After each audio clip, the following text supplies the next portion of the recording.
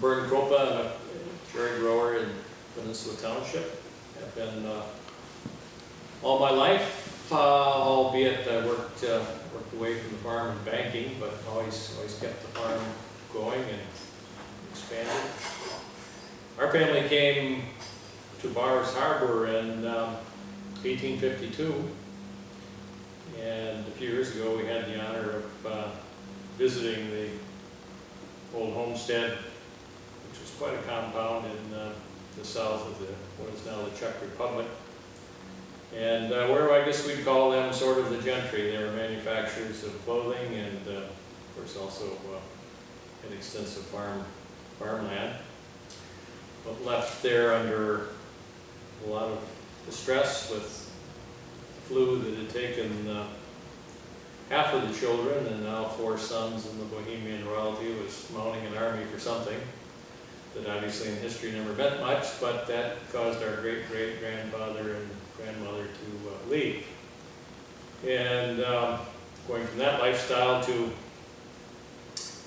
Bowers Harbor was apparently quite a shock, according to some of the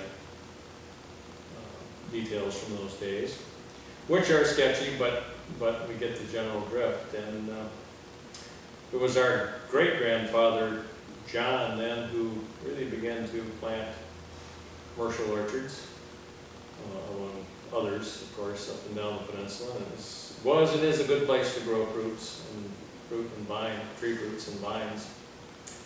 And in the years I was growing up, as I look back and remember our school days, our school classes. First, there was one room with it was about 6 schools on the Old Mission Peninsula, and those sort of constituted the communities, and beginning from McKinley in the south, Old Mission in the north, and they sort of became the social circle too, and along with the churches. And there was a lot of lines of demarcation in the Old Mission Peninsula in those days. Whether it was tractor dealerships or religious denominations, the north end of the peninsula all drove Case tractors, because right across the street from our farm was a Case dealer, and the center of the peninsula drove Massey Ferguson's, because Bob Seberg had a Massey Ferguson dealership, and then the south end was more oriented toward the old Cole Brothers John Deere sales and service in Traverse City. And likewise, with churches tended to be the sort of a social sphere, and there was not a lot of crossover until, as I recall my mother saying, when the Methodist Church began the chicken barbecues on a warm Saturday afternoon in the summer, that really broke the barrier. So at any rate, as I was saying, growing up and going to first one-room schools, which was interesting, and I can still remember them. That was K through 2nd grade, and then the consolidation occurred, and which was set to be built with no questions asked at Bowers Harbor, where the existing playground was and so forth in the park. But one day on a tour with the school board, my mother said someone stopped on Island View Road and said, "Wouldn't that be a beautiful spot for a school?" So it became.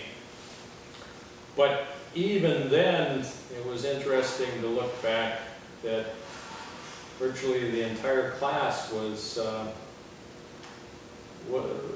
the parents of the students were somehow involved in agriculture, either as growers, as employees of growers, as employees of fruit processing. We had a major facility in North America at one point stationed here on Old Mission Peninsula. And those have all moved on, but one way or another, virtually the entire class was some way connected to agriculture. That began to ebb a little bit, and of course as the shorelines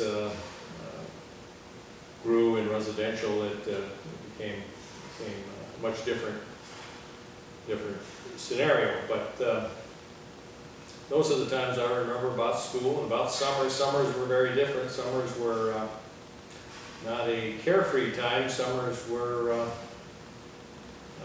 pretty well taken up with the run up to harvest, and then it was time for school. And everything revolved around harvest. A lot more people were involved at one point in time. The population of Old Mission Peninsula grew by estimates of about 10,000 with seasonal workers who came and conducted the harvest and moved on again. And that also had a big impact on how we grew up. You know, we played on each farm. Many of the farms had softball, fast pitch softball teams, and we competed at Bowers Harbor or on a farm field someplace. And we retained some of those friendships with our friends who grew up as migrant workers and now are doing other things. And so that was sort of summer life on the Old Mission Peninsula, and as I indicated before, a good part of the social strata revolved in my grade school days around the school facilities, of which there were, as I mentioned, there were 6, and at one time 7. And then, of course, even with the consolidation, it was an independent school district from Traverse City. We had opportunity to go to school an extra hour a day in the 7th and 8th grades. Also learned about economics during that point in time when a millage was turned back. And of course, we had our first taste of not having football in the autumn of our 8th grade year, but somehow we survived all of that and moved on. But the population has certainly changed in the farming community from that I grew up in. There's far fewer of us. We grow the same amount of fruit, maybe a little more, on less acreage. It's more intensive farming, more advanced farming, and most of us produce now in one day what a farm might have produced for the season in 1957. And so that's definitely a change, and of course the growth of the wine grape industry saved agriculture on the Old Mission Peninsula because it brought new investment, new infrastructure, and all those kinds of things. But I can only guess what it was like for that first generation here, but obviously it was you raised most of your protein in the form of hogs, cattle, and all of that. Every farm had the barn, of course, and every season there was one for butchering, and pretty much everybody raised some eggs. It wasn't so trendy then, it was necessary. What's truly interesting and remarkable about Peninsula Township was our ability to adjust to change. You know, look at the previous generation of growers, and the general idea was when you're about 50, you stop planting orchards. Well, I'm 63 now, and we are planting orchards every year for as long as I can still do that. And keep a going concern for the next generation. But the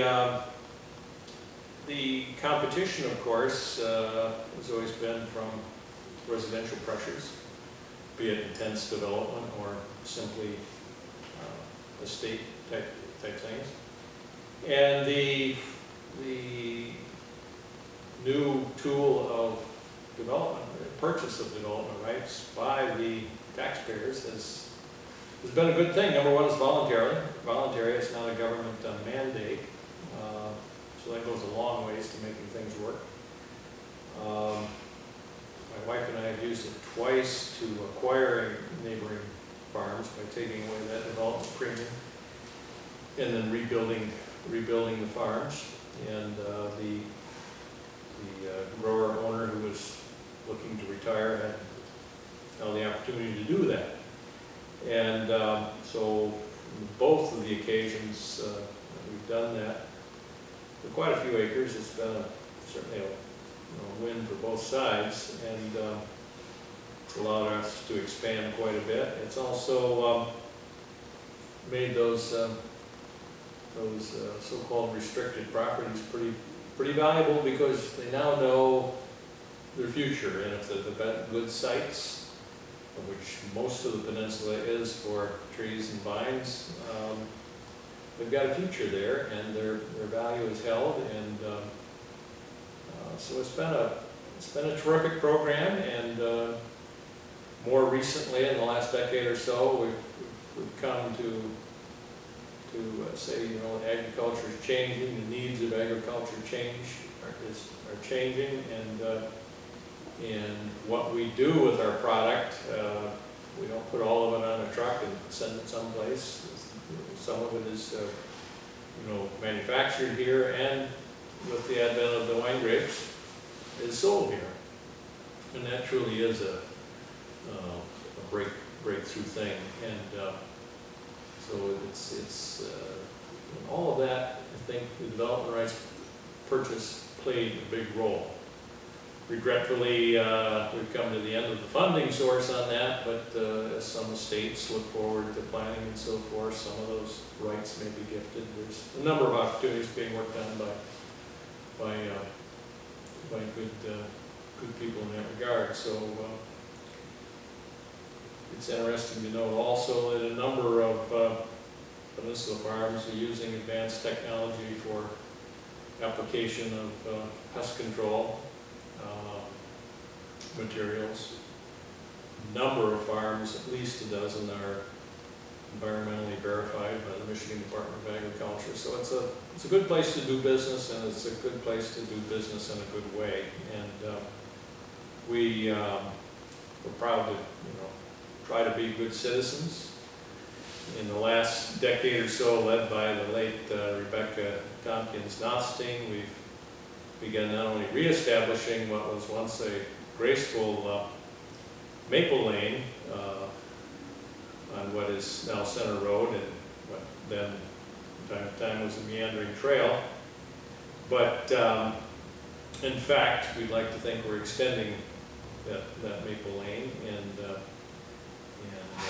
a lot of it's being done in her memory, and memorial trees are being planted along that lane and so forth, and it promises to be a very, very handsome, in some places it already is, but as the trees grow up, it'll be a very handsome addition to the drive north on the peninsula, and serve a lot of good and pleasant things. In the old days, of course, it was done for to have a lane of shade to drive the team and wagon or team and sleigh to Traverse City for supplies, and now it doesn't serve those same purposes, but it certainly will be very pleasant.